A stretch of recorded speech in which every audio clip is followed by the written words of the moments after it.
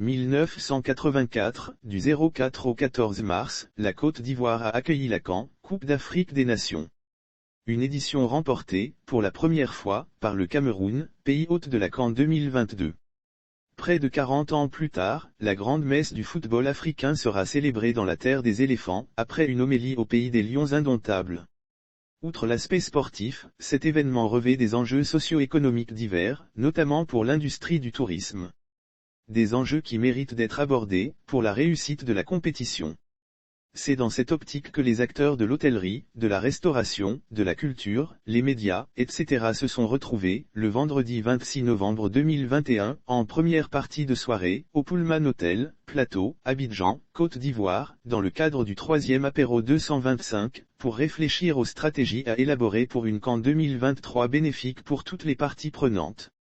Une réflexion en concordance avec le plan Sublime Côte d'Ivoire de l'État de Côte d'Ivoire. Il faut dire que cette grande réunion du football est une opportunité de promotion de la diversité des offres et possibilités touristiques locales.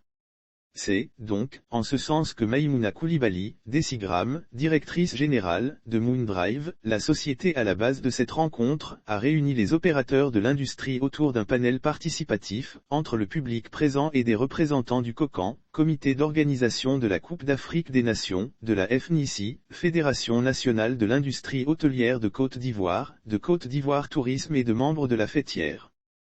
Parler du tourisme local, réfléchir aux pistes de développement de ce secteur porteur, attirer, accueillir et fidéliser la clientèle, nationale et internationale, à la destination Côte d'Ivoire, tel était le cœur du sujet. Maïmouna Koulibaly, après avoir souhaité le traditionnel Akvaba, à l'audience, a remercié celle-ci pour son attachement au développement du tourisme local, avant de poser les contours des échanges. Apéro 225 est un rendez-vous incontournable pour les acteurs du secteur, afin de réfléchir aux problématiques de notre filière. Aujourd'hui, 300 personnes sont réunies, autour de l'initiative, dans le but de trouver des solutions, de travailler sur les opportunités d'affaires, financement, investissement, etc., et de promouvoir le Made in Côte d'Ivoire.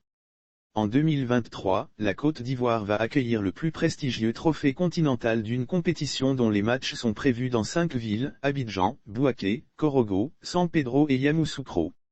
Ce méga événement sportif constitue une aubaine pour notre industrie. D'où la nécessité de réfléchir à une stratégie commune pour que tous les acteurs, directs et indirects, profitent de cette opportunité. Apéro 225, la plateforme de discussion, sur les plans tactiques à mettre en œuvre pour une CAN 2023 profitable à tous, compte de nombreux partenaires, également, intéressés par la question. Parmi eux, la BNI, Banque nationale d'investissement, côté banque, Bleu Noir, volet solutions de gestion en ressources humaines et Stramark pour les médias. Après l'allocution d'ouverture de la directrice générale de Moondrive, un panel composé de Lolo Dibi, président de la FNICI, Fédération nationale de l'industrie hôtelière de Côte d'Ivoire, Nadine Bla, directrice générale de Capital Connect, Pamela Enoble, directrice générale d'Enotel, San Pedro, Ngoran Emile, directeur exécutif adjoint du COCAN 2023 et David Edmond Bouazos Gebeni, directeur marketing de la communication et d'éthique, technologie de l'information et de la communication, par intérim, en Côte d'Ivoire, représentant la directrice de Côte d'Ivoire Tourisme, Malékan Mourad Condé a pris place selon Émile Ngoran, la CAN est une opportunité, pour la Côte d'Ivoire. Depuis 2014, la Côte d'Ivoire s'est vue attribuer l'organisation de la CAN.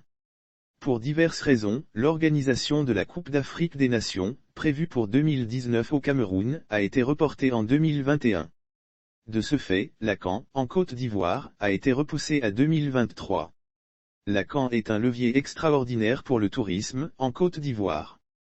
Cette activité majeure de la CAF, Confédération africaine de football, va réunir plus de 3000 sportifs, 2000 journalistes, 20 000 visiteurs, sans compter le public d'ici et d'ailleurs, pour ce grand événement, voire plus.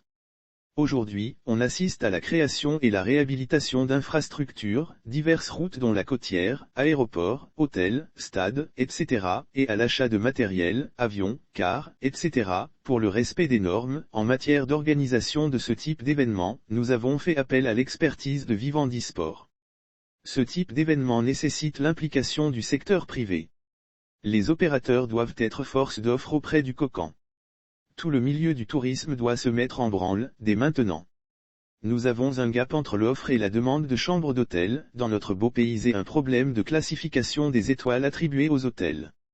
Lors de son allocution d'ouverture, Maïmouna Koulibaly a annoncé que, désormais, et ce, jusqu'à la CAN 2023, Apéro 2025 sera une rencontre trimestrielle. Parmi les propositions émises pendant les échanges, la digitalisation des processus avec le recours au site internet, référencement, réservation en ligne, Wi-Fi gratuit, desk aéroport, connectivité, etc., le renforcement de l'accueil de la clientèle et la qualité du service, porter une attention particulière à la sécurité et au respect des règles d'hygiène, favoriser et promouvoir le Made in Côte d'Ivoire. Pour rappel, en 2020, la crise de la Covid-19 a fortement touché le marché touristique, un secteur qui s'est retrouvé démuni pendant près d'une année. Si 2021 est l'année de la reprise, il n'en demeure pas moins que, en terre d'Eburnie, 99% des entreprises de l'industrie du tourisme sont des PME, petites et moyennes entreprises. Ces dernières ont besoin de financement, de la création d'un environnement favorable aux financements et d'accompagnement.